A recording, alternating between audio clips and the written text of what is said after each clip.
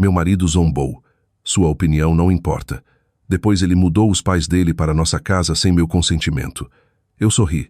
Tudo bem. 2 dias depois, ele encarava um documento legal, o rosto dele ficando branco. Então ele gritou: "Não, isso é impossível. Eu nunca imaginei que meu casamento começaria a desmoronar por causa de um conjunto de malas. Olhando para trás agora, eu consigo ver os sinais de alerta que estavam lá por anos, espalhados por momentos comuns como migalhas de pão que eu escolhi não seguir. Na época, porém, a vida parecia estável, previsível, segura. Meu nome é Helena Moreal. Tenho 38 anos e até recentemente eu acreditava que era feliz no casamento. Victor e eu morávamos em um bairro tranquilo nos arredores de São Paulo. As casas não eram extravagantes, mas eram bem cuidadas, com gramados aparados, churrasqueiras no quintal e vizinhos que acenavam da calçada oposta. Era o tipo de lugar onde as pessoas ainda pediam escadas emprestadas umas às outras e lembravam o nome do cachorro do vizinho. Eu trabalhava como gerente de projetos em uma empresa de software. O emprego pagava bem, mas exigia longas horas e atenção cuidadosa aos detalhes. Victor trabalhava em vendas de equipamentos médicos. Ele era charmoso, extrovertido e naturalmente persuasivo. Essas características me atraíram quando nos conhecemos. Eram também as razões pelas quais eu desculpava os defeitos dele. Estávamos casados há 9 anos. 9 anos é muito tempo para criar hábitos. Tempo suficiente para ignorar coisas. Tempo suficiente para normalizar comportamentos que teriam chocado você no início. Quando namorávamos, Victor costumava pedir minha opinião sobre tudo. Restaurantes, férias, móveis, decisões financeiras. Com o tempo, essas conversas mudaram. Em vez de perguntar, ele começou a informar. Em vez de discutir, ele começou a decidir. No começo, as mudanças foram sutis. Depois se tornaram rotina. No nosso 9º ano de casamento, eu frequentemente me sentia menos como uma parceira e mais como uma funcionária recebendo atualizações da gerência. O estranho era que eu não reconhecia completamente isso enquanto acontecia. A maioria das pessoas não reconhece. O controle raramente chega de uma vez. Ele chega devagar, envolto em familiaridade. Uma manhã de sábado, no início da primavera, eu estava tomando café na varanda dos fundos quando Victor saiu carregando o celular. A expressão dele já me dizia que ele queria algo. "O que é?" perguntei. Ele se sentou. "Meus pais estão passando por um momento difícil." Eu suspirei internamente. Tínhamos tido versões dessa conversa por meses. Os pais dele, Francisco e Lúcia, moravam em Minas Gerais. Francisco tinha se aposentado anos antes. Lúcia trabalhava meio período em uma loja de presentes. Eles não eram ricos, mas não estavam lutando tanto quanto Victor afirmava. "O que aconteceu agora?" perguntei. Victor esfregou a testa dramaticamente. O aluguel subiu de novo. Eu assenti. "Isso é infeliz. Eles não podem continuar assim." Eu esperei. Lá estava. A conversa real. "O que você está sugerindo?" Victor se inclinou para a frente. "Acho que eles deveriam se mudar para cá." Eu quase ri porque assumi que ele estava brincando. Quando percebi que não, coloquei minha xícara de café na mesa. "Se mudar para cá permanentemente." "É, Victor, isso é uma decisão enorme. Eles são meus pais. Eu sei disso. Então qual é o problema?" O problema não eram os pais dele. O problema era que nossa casa não era grande o suficiente para 4 adultos compartilharem confortavelmente para sempre. O problema era que Lúcia tinha o hábito de criticar toda mulher que conhecia. O problema era que Francisco tratava todo cômodo como se pertencesse a ele. O problema era que Victor não estava pedindo. Ele estava vendendo. E sempre que Victor começava a vender, ele já tinha tomado a decisão. Eu estaria disposta a ajudá-los financeiramente, eu disse com cuidado. O maxilar dele ficou tenso. Eles não querem caridade. Eu não estou falando de caridade. Eles precisam de família. Eu olhei para ele. E o que nós precisamos? Ele não respondeu. Aquele silêncio ficou comigo. Uma semana depois, os pais dele visitaram. Oficialmente, era apenas uma viagem curta. Extraoficialmente, eles passaram o fim de semana inteiro avaliando a casa. Lúcia abria armários. Francisco inspecionava a garagem. Eles discutiam possíveis arranjos de móveis como se estivessem revisando anúncios de imóveis. No domingo à noite, meu estômago pesava. Depois que eles foram embora, tentei ter outra conversa. Você notou seus pais falando da casa como se já morassem aqui? Victor mal olhou do celular. Você está imaginando coisas. Não, não estou. Eles só estavam conversando. Eu sabia melhor, mas discutir parecia inútil. Então veio o jantar que mudou tudo. Era uma noite de terça. Nada especial. Frango à parmegiana, pão de alho, um jogo de futebol passando baixo na televisão. O tipo de noite comum que ninguém lembra até algo inesquecível acontecer. Victor pigarreou. Meus pais vão se mudar para cá. Eu pisquei. O quê? Eles chegam no sábado. Eu encarei ele. As palavras não se registraram completamente no início. O que você quer dizer com eles chegam no sábado? Quero dizer que eles vão se mudar para cá. Eu esperei pela explicação. Ela nunca veio. Em vez disso, ele continuou comendo. Meu coração começou a bater forte. Victor, nós não concordamos com isso. Ele deu de ombros. Não precisamos. A sala de repente pareceu menor. O que exatamente isso significa? Ele finalmente olhou para cima. A expressão dele não era de raiva. Isso teria sido mais fácil. Ele parecia divertido, superior, como um homem explicando algo óbvio para uma criança. Então ele disse a frase que eu nunca esquecerei. Sua opinião não importa. As palavras caíram mais forte que um tapa. Por vários segundos, eu não consegui falar. 9 anos. 9 anos juntos. E de alguma forma nosso casamento tinha se deteriorado até este momento. Eu olhei para ele do outro lado da mesa. Ele genuinamente acreditava no que estava dizendo. Essa era a pior parte. Não havia hesitação, arrependimento, constrangimento, apenas certeza. Eu esperava que eu mesma gritasse. Esperava lágrimas. Em vez disso, uma calma estranha se instalou sobre mim. O tipo que aparece quando algo finalmente se torna impossível de negar. Eu sorri. Tudo bem. Victor pareceu surpreso. Talvez ele esperasse uma briga. Talvez quisesse uma. Em vez disso, eu me levantei, levei meu prato para a pia e subi as escadas. Naquela noite, eu mal dormi. Não porque estava com raiva, mas porque estava pensando, revisando, conectando anos de conversas, anos de compromissos, anos de dar o benefício da dúvida para alguém. Por volta da meia-noite, eu saí da cama e fui para meu escritório em casa. Abri uma pasta dentro do armário de arquivos. Dentro havia documentos que eu não olhava há anos, registros de propriedade, papelada da hipoteca, registros legais. Eu sentei quieta sob a lâmpada da mesa. Então fiz uma ligação. Na manhã seguinte, durante meu horário de almoço, me encontrei com uma advogada de família chamada Rebecca Lawson.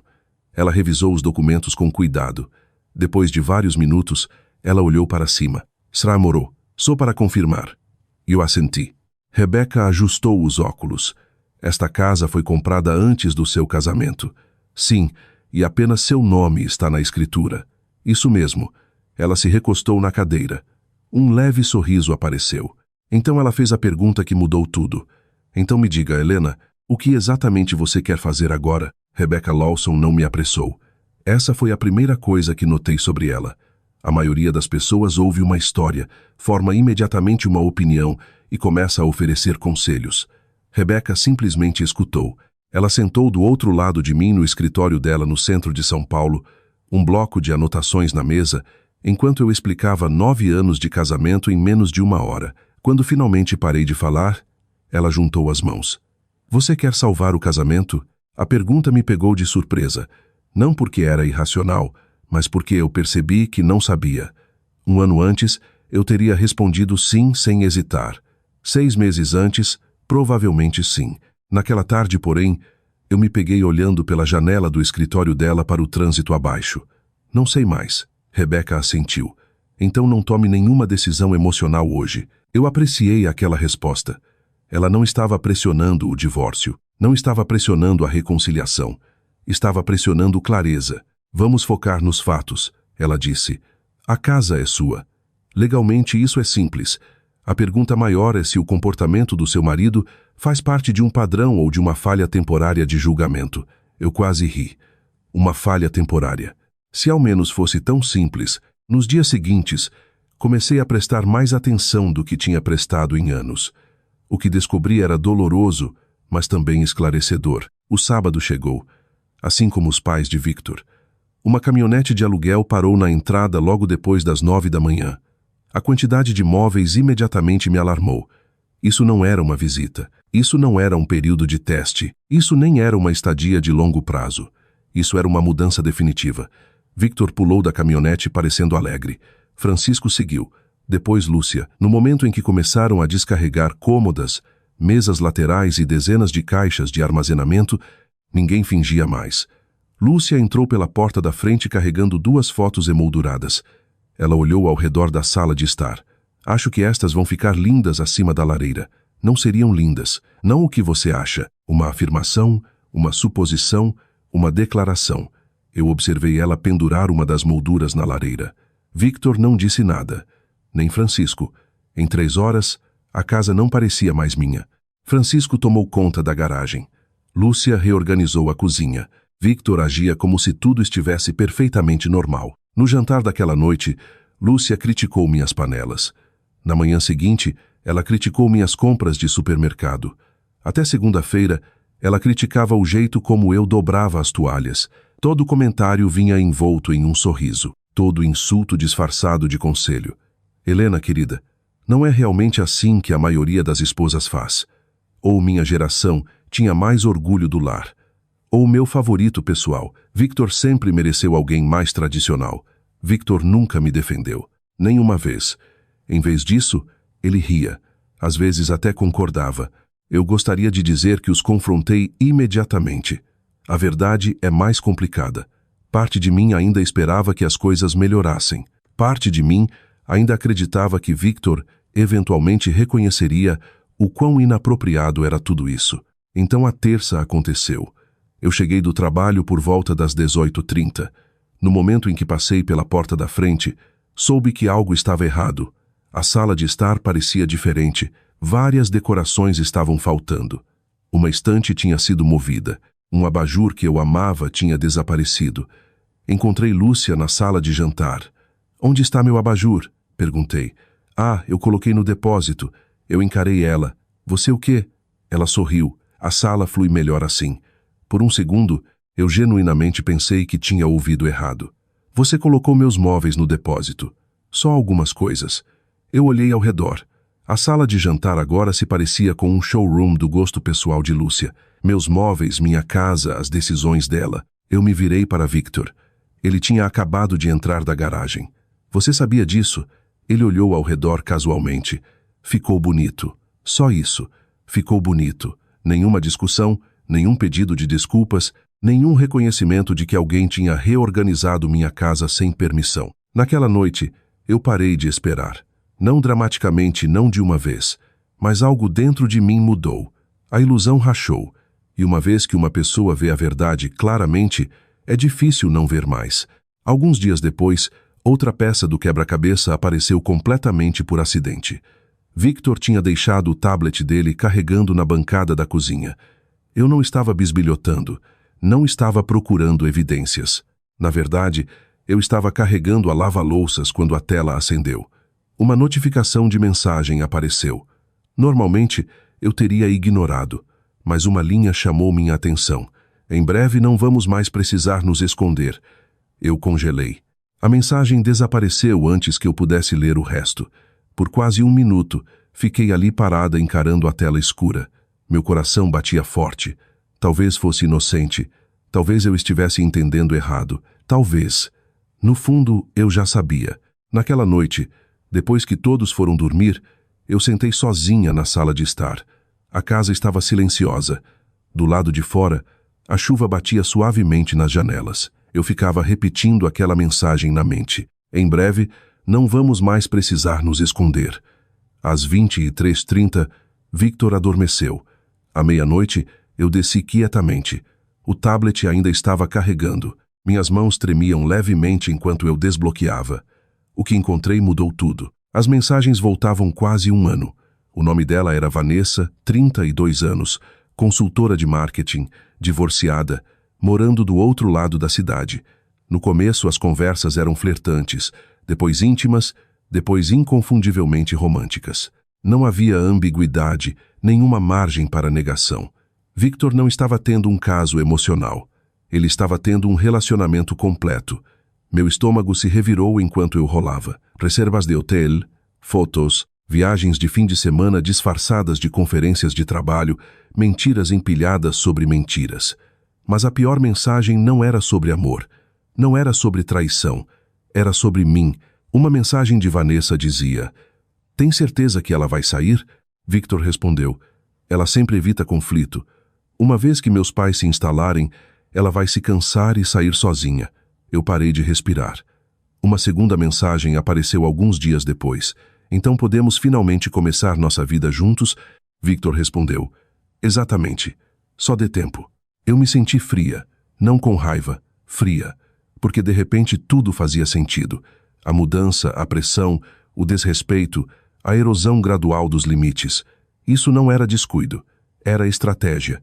Então eu encontrei algo ainda pior. Uma conversa em grupo. Victor, Francisco, Lúcia. Meu pulso acelerou. A conversa voltava há meses. Os pais dele sabiam. Não só sabiam, apoiavam.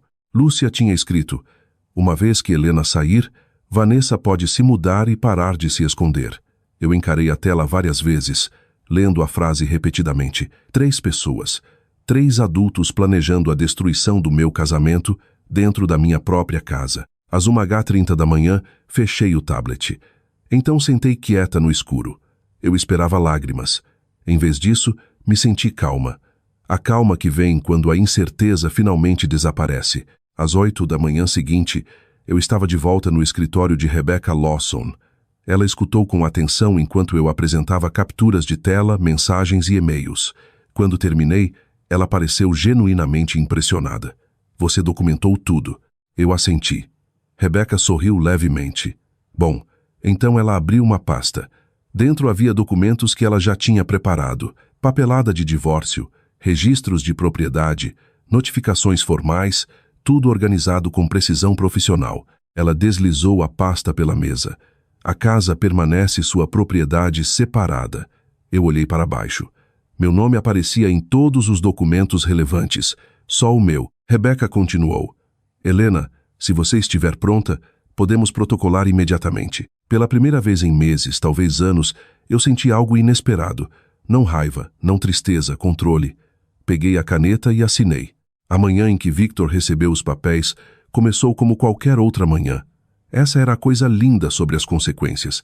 Elas raramente se anunciam. Elas simplesmente chegam. A quarta-feira começou com café sendo feito na cozinha, Francisco assistindo notícias na televisão na sala e Lúcia criticando alguém na TV antes das 8 da manhã. Victor desceu vestindo uma camisa social azul e verificando e-mails no celular. Ninguém sabia que suas vidas estavam prestes a mudar. Muito menos Victor. Eu estava na bancada da cozinha mexendo creme no meu café, enquanto Lúcia rearranjava itens dentro de um armário pela 100ª vez. "Helena", ela disse casualmente. Eu estava pensando. Eu quase ri. Aquela frase tinha se tornado uma ameaça. "Ah, nós provavelmente deveríamos converter seu escritório em um quarto de hóspedes." Eu olhei para cima. "Meu escritório?" "Bem, sim." Ela sorriu como se discutisse o clima. "Francisco precisa de um lugar quieto para os hobbies dele." Por um momento, ninguém falou. Então Victor assentiu. "Faz sentido." Claro que fazia. Tudo fazia sentido quando beneficiava eles. Eu tomei um gole de café. Ideia interessante. Victor mal olhou para cima. "Vamos resolver isso." A palavra "vamos" me irritou mais do que deveria, porque toda a decisão ultimamente parecia envolver um misterioso nós que nunca realmente me incluía. Às 10h15, a campainha tocou. Francisco atendeu.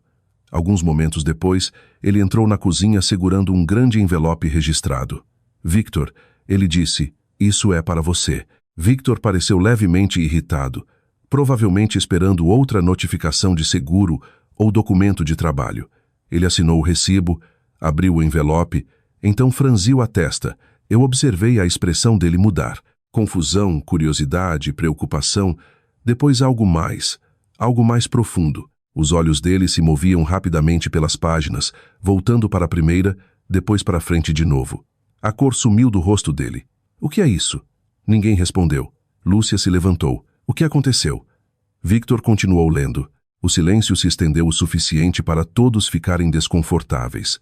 Então, de repente, ele empurrou a cadeira para trás com força. "Que diabos é isso?"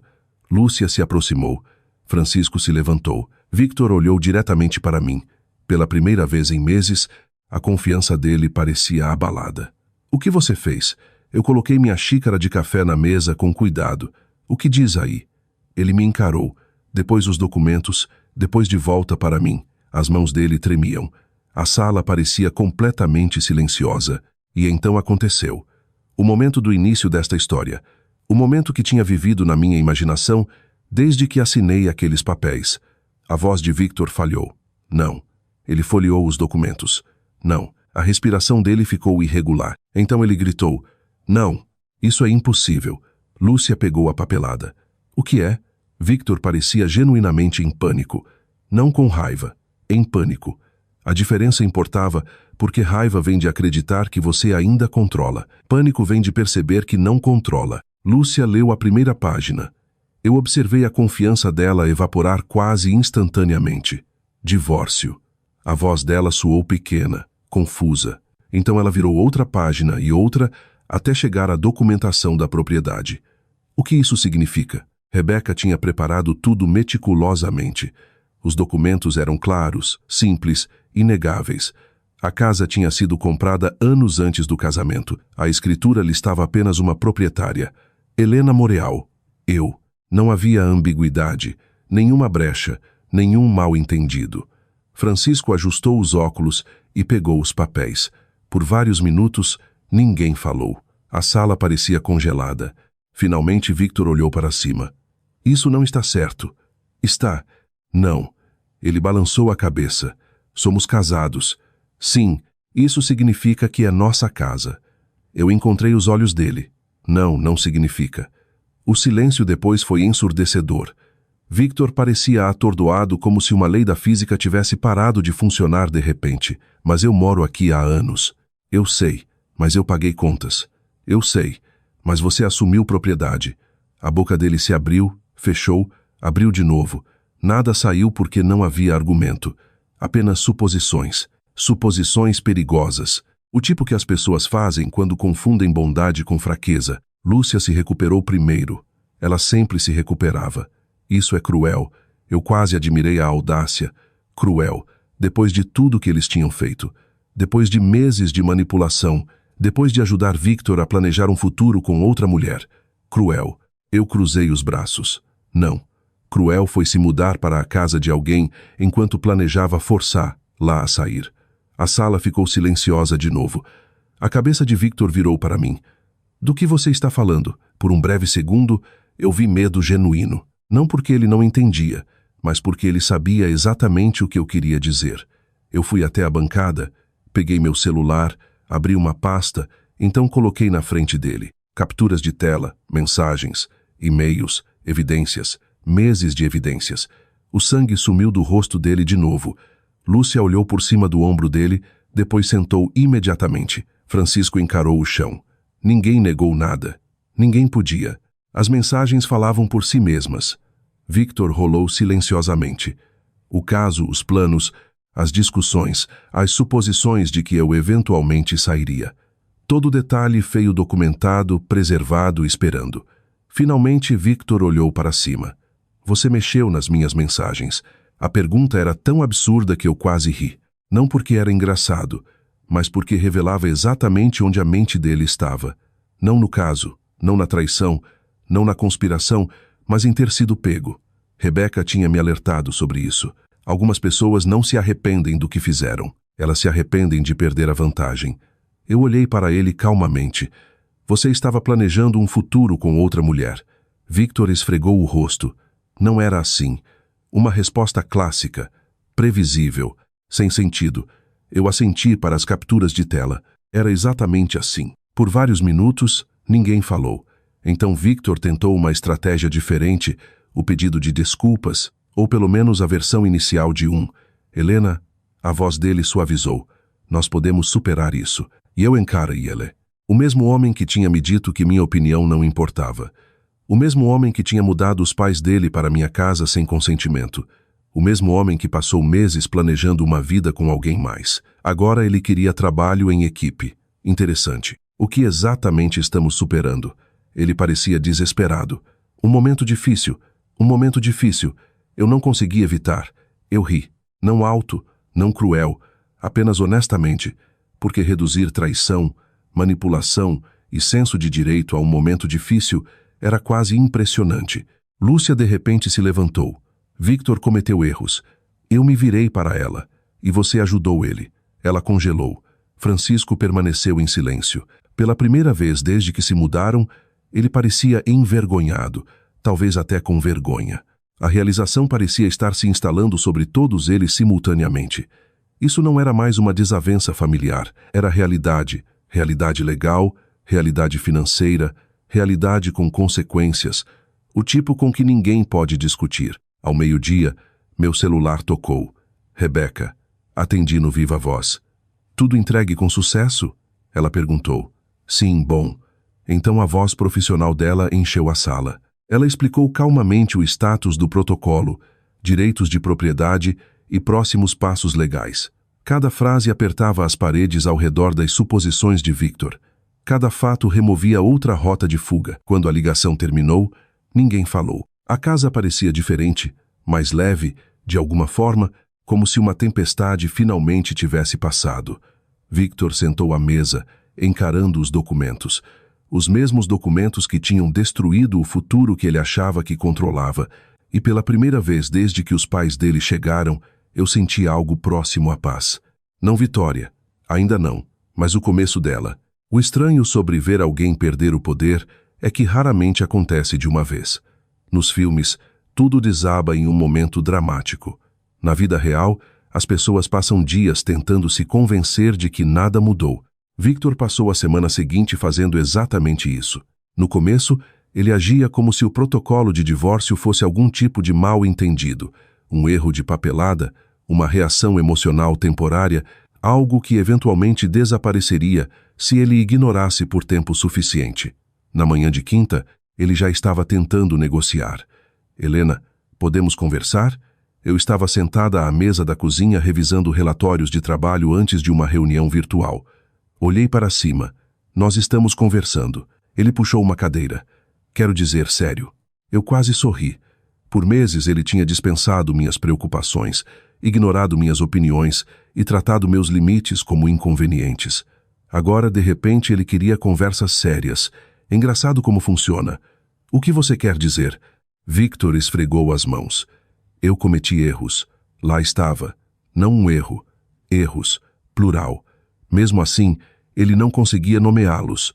O caso, a manipulação, o desrespeito. Essas palavras nunca apareceram. Em vez disso, ele falava em linguagem vaga, que mantinha a responsabilidade segura fora de alcance. Nós dois estamos sob estresse. Eu encarei ele. Não, Victor. Você estava tendo um caso. O rosto dele ficou tenso. Não é só sobre isso.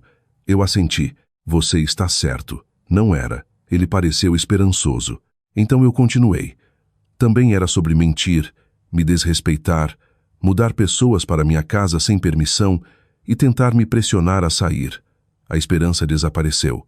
Bom, esperança construída sobre negação não é esperança. É evasão.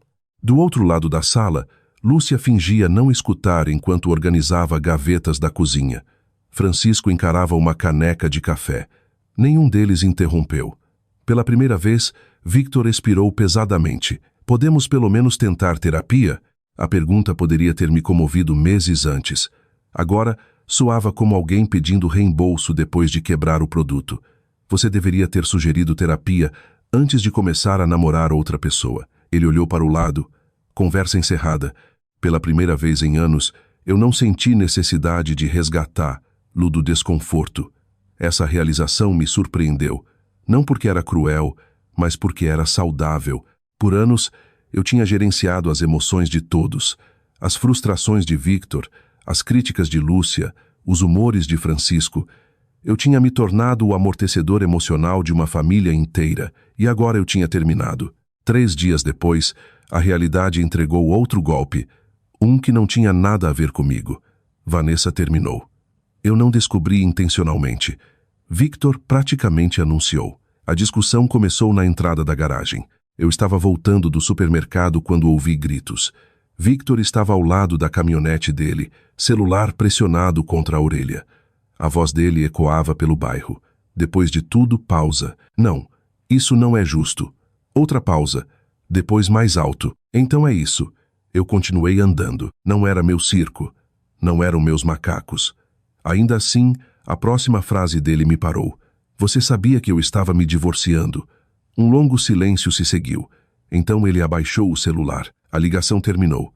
Ele ficou imóvel por vários segundos, derrotado. Eu não precisava de detalhes. Já entendia. Vanessa tinha se apaixonado pela versão de Victor que existia nas histórias dele. O provedor bem-sucedido. O futuro dono da casa. O homem construindo confiantemente uma nova vida. Não o Victor real, o homem enfrentando o divórcio, despesas legais e a perda de uma casa que ele nunca possuiu. Relacionamentos de fantasia frequentemente lutam quando a realidade chega. Este não sobreviveu à introdução. Naquela noite, eu ouvi outra discussão. Esta aconteceu dentro de casa, mais alta, mais clara, mais reveladora. Victor e Lúcia estavam no quarto de hóspedes. As paredes não eram particularmente grossas. Por que ela sairia agora? Victor exigiu. Lúcia soava frustrada. Talvez ela não fosse quem você pensava. Victor riu amargamente. Sério. Então veio a frase que nenhum dos dois percebeu que eu podia ouvir. Fizemos tudo isso por nada. Silêncio se seguiu. Um longo silêncio. As palavras pairaram. Fizemos tudo isso por nada. Não eu. Nós. A aliança finalmente estava rachando. Bom, porque alianças construídas sobre egoísmo raramente sobrevivem ao fracasso. A semana seguinte trouxe outro desenvolvimento. Francisco se aproximou de mim sozinho. Isso nunca tinha acontecido antes. Ele me encontrou regando flores perto da varanda da frente em uma manhã de sábado. O tempo estava quente. O bairro estava quieto. Por um momento, ele simplesmente ficou ali parado de forma desajeitada. Então pigarreou. Helena, eu olhei para cima. Sim, ele mudou o peso. O homem de repente parecia mais velho do que eu lembrava. Menor, de alguma forma. Eu te devo um pedido de desculpas. Eu não esperava isso. Não de Francisco.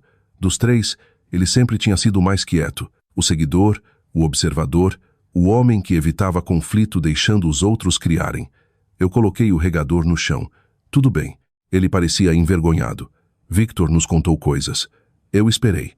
Ele disse que você queria sair do casamento. Interessante.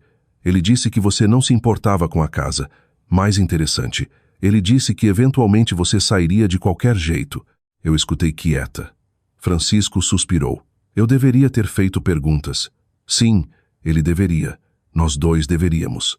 Significando ele e Lúcia, a admissão importava, não porque apagava qualquer coisa, mas porque reconhecia a realidade talvez pela primeira vez.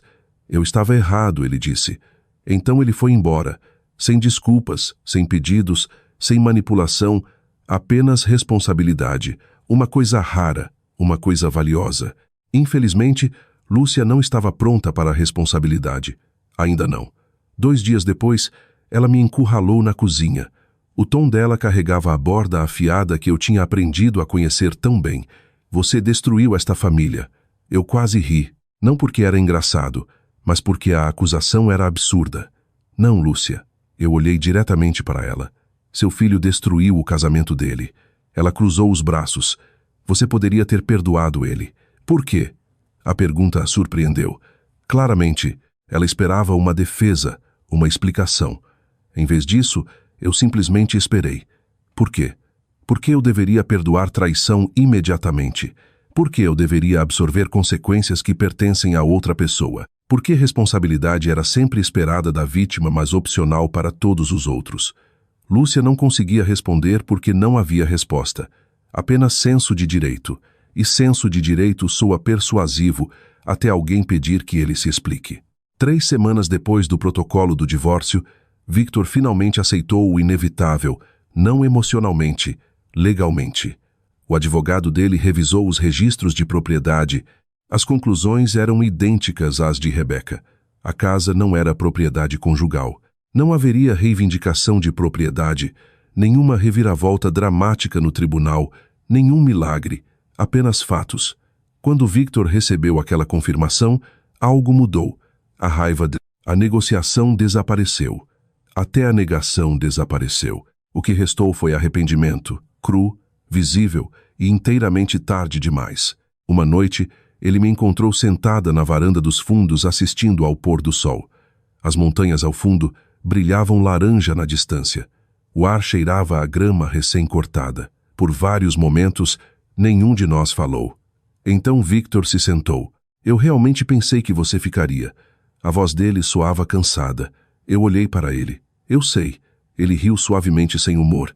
Eu pensei que você me amava demais para sair. Lá estava, a verdade não escondida atrás de desculpas. Não enrolada em linguagem inteligente. Apenas verdade. Ele tinha confundido amor com permissão, paciência com fraqueza, lealdade com rendição. E agora ele finalmente começava a entender a diferença. Os pais de Victor se mudaram primeiro. O processo foi surpreendentemente quieto. Não houve confrontos dramáticos, brigas gritadas, nenhum policial parado na entrada, apenas caixas de papelão, caminhonetes de aluguel e o silêncio pesado que segue decisões ruins. Francisco encontrou um pequeno apartamento do outro lado da cidade. Lúcia seguiu, embora claramente não estivesse feliz com isso. Na manhã em que saíram, eu observei da janela da cozinha enquanto os carregadores colocavam móveis na caminhonete. Por um breve momento, eu lembrei o dia em que eles chegaram. A confiança, as suposições, a certeza de que estavam entrando em um futuro que controlavam. Agora aquela certeza tinha ido embora. Em seu lugar estava a realidade. Francisco carregava caixas sem reclamar. Lúcia mal olhou para a casa. Parte de mim esperava que ela dissesse algo afiado antes de ir. Um insulto final, uma tentativa final de culpar outra pessoa. Em vez disso, ela simplesmente subiu no banco do passageiro e fechou a porta. A caminhonete se afastou, e assim eles se foram. A casa imediatamente pareceu diferente. Não maior, mais leve, como se alguém tivesse aberto uma janela depois de mantê-la fechada por tempo demais. Eu caminhei por todos os cômodos naquela tarde, a sala de estar, a sala de jantar, a cozinha. Cada espaço parecia familiar de novo. Pacífico, meu. Encontrei o abajur que Lúcia tinha colocado no depósito e o devolvi ao lugar original. Depois movi a foto emoldurada da minha avó de volta acima da lareira. As pequenas ações trouxeram mais satisfação do que eu esperava. Não porque eram atos de vingança, mas porque eram atos de restauração. Nas várias semanas seguintes, Victor continuou se preparando para sua própria mudança. O processo de divórcio permaneceu notavelmente simples. Não houve grandes disputas, nenhum ativo escondido, nenhum teatro legal. Os fatos eram simplesmente claros demais. Eventualmente, até Victor parou de lutar contra eles. Uma noite, cerca de um mês antes da data de saída dele, ele bateu na porta do meu escritório. Eu estava revisando cronogramas de projetos quando ele entrou. Tem um minuto? Eu olhei para cima. Claro, ele se sentou com cuidado como se entrasse em um lugar onde não pertencia mais. De muitas formas, ele não pertencia. Por vários segundos, ele encarou o chão. Então falou: Vanessa vai se casar. Isso me surpreendeu. Não porque eu me importava, mas porque aconteceu tão rápido. Quando? Na próxima primavera. Eu assenti. Victor riu baixinho. O som carregava mais tristeza que amargura. Acho que ela seguiu em frente bem rápido. Eu considerei a afirmação. Então respondi honestamente. Talvez ela nunca estivesse onde você pensava que estava. Ele olhou para cima. Nossos olhos se encontraram. E pela primeira vez em muito tempo, não havia defensividade na expressão dele. Apenas compreensão. Você provavelmente está certa. A conversa terminou ali. Simples, sem eventos, mas de alguma forma significativa. Porque Victor finalmente começava a ver as pessoas como elas eram, em vez de como ele queria que fossem. Um mês depois ele se mudou. Eu esperava que o dia fosse triunfante. Em vez disso, pareceu estranhamente quieto. O encerramento raramente chega com fogos de artifício, mais frequentemente chega carregando uma caixa de papelão. Enquanto a última caminhonete desaparecia na rua, eu fiquei sozinha na entrada da garagem. 9 anos. 9 anos reduzidos a papelada, caminhonetes de mudança e memórias. Algumas boas, algumas dolorosas, todas terminadas. Eu não vou fingir que não senti nada. Apesar de tudo, Victor tinha sido parte da minha vida por quase uma década. Eu o amei. Verdadeiramente o amei. A traição doía precisamente porque o amor tinha sido real Mas amor sozinho não é suficiente. Sem respeito, o amor eventualmente se torna exaustão. Sem confiança, o amor eventualmente se torna medo. Sem responsabilidade, o amor eventualmente se torna permissão para mau comportamento. Eu finalmente entendi isso, e o entendimento trouxe paz. Os meses seguintes se tornaram alguns dos mais saudáveis da minha vida adulta. Eu reformei o quarto de hóspedes e transformei em um espaço de leitura. Plantei flores no quintal. Entrei em uma organização de voluntariado local que ajudava mulheres a navegar desafios financeiros e legais após o divórcio. Aquela experiência me mudou mais do que eu esperava. Toda semana eu encontrava pessoas carregando histórias notavelmente semelhantes à minha. Nomes diferentes, cidades diferentes, circunstâncias diferentes. Ainda assim, a mesma lição central aparecia de novo e de novo. Muitas pessoas boas confundem resistência com força. Muitas pessoas gentis toleram comportamentos que nunca deveriam aceitar. Muitas pessoas leais acreditam que estabelecer limites as torna egoístas. Não torna. Às vezes, os limites são a coisa mais amorosa que uma pessoa pode criar para si mesma e para os outros. Cerca de 6 meses depois que o divórcio foi finalizado, recebi uma mensagem inesperada. Victor, você estaria disposta a tomar um café? Eu encarei a mensagem por um longo momento. Então concordei. Não porque queria reconciliação, mas porque me sentia pronta. Nos encontramos em uma pequena cafeteria no centro em uma tarde fria de outubro. Victor parecia diferente. Não fisicamente, emocionalmente. A arrogância tinha ido embora. A certeza tinha ido embora. A vida tinha lixado algumas arestas afiadas. Depois de alguns minutos de conversa fiada, ele colocou a xícara de café na mesa. Eu te devo um pedido de desculpas. Eu esperei. Um pedido de desculpas real soa diferente de um estratégico. Você consegue ouvir a diferença quase imediatamente. Victor respirou fundo. Eu passei anos te dando como certa. Eu permaneci em silêncio. Eu me convenci de que porque você era paciente, você sempre ficaria. Outra pausa. Eu tratei sua bondade como fraqueza. Lá estava, a verdade. Não polida, não ensaiada, apenas verdade. Os olhos dele se voltaram para a janela. Eu continuei esperando que alguém mais me fizesse feliz. Ele balançou a cabeça. E eu quase destruí tudo por causa disso. Pela primeira vez desde nossa separação, eu acreditei nele. Não porque ele queria algo, mas porque não queria. Não havia pedido, nenhuma manipulação, nenhuma agenda escondida, apenas responsabilidade. O tipo que chega depois que as consequências já fizeram seu trabalho. Quando ele terminou de falar, eu sorri gentilmente. Eu te perdoo. Os olhos dele se arregalaram levemente. Então eu adicionei a parte que importava mais. Mas o perdão não apaga as consequências. Victor assentiu lentamente. Eu sei. E acho que ele realmente sabia. Conversamos por mais 20 minutos antes de nos despedirmos. Quando caminhei de volta para meu carro, me senti surpreendentemente leve. Perdão. Eu descobri, não é algo que você dá a outra pessoa. É algo que você dá a si mesmo. Isso permite que você pare de carregar peso que não pertence mais a você. Naquela noite, eu sentei na minha varanda dos fundos enquanto o sol desaparecia atrás das montanhas. O ar estava fresco. O bairro estava quieto.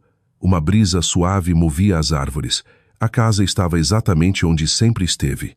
Mas eu não era a mesma mulher que uma vez sentou aqui se perguntando se sua voz importava. Eu sabia melhor agora. A maior vingança não foi tirar tudo de Victor. A maior vingança foi me recusar a deixar que ele tirasse mais nada de mim.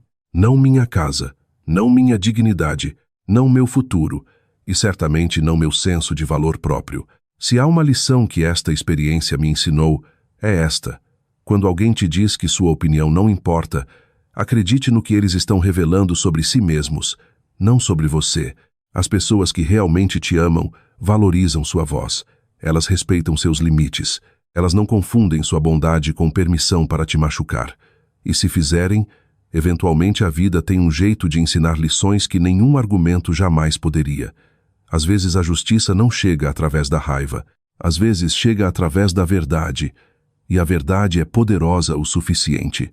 Se esta história ressoou com você, eu adoraria ouvir seus pensamentos. Você já teve um momento em que alguém te subestimou só para aprender que estava errado? Compartilhe sua experiência nos comentários. E se você gosta de histórias sobre resiliência, responsabilidade e superar traição, Não esqueça de se inscrever e se juntar a nós para a próxima.